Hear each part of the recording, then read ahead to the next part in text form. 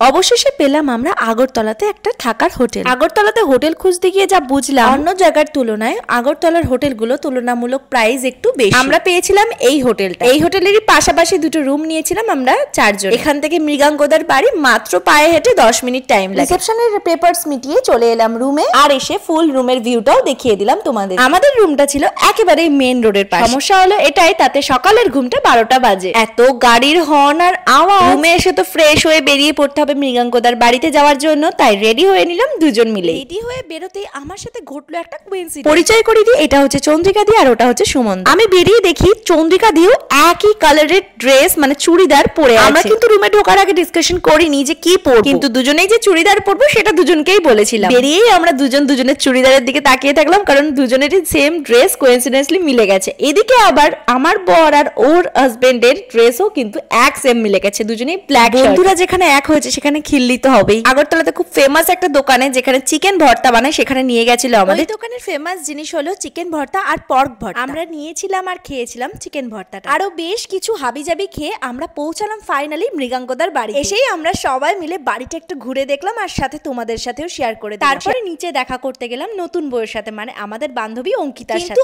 অবাককর বিষয়, আগের দিন যার বিয়ে হয়েছে তার নেই মাথায় সিঁদুর। জিজ্ঞেস করাতেই ওদিক থেকে উত্তর এলো যে ওদের সিঁদুর দান হয় ফুলসজ্জার রাতে, মানে শুভ। মেয়েটাকে একটু চটকে আদর করে আমরা সবাই মিলে চলে এলাম ছাদে আবার আড্ডা দিতে। ব্যাস এভাবেই রাতটা কেটে গেল সুন্দরভাবে আড্ডা দিতে দিতে।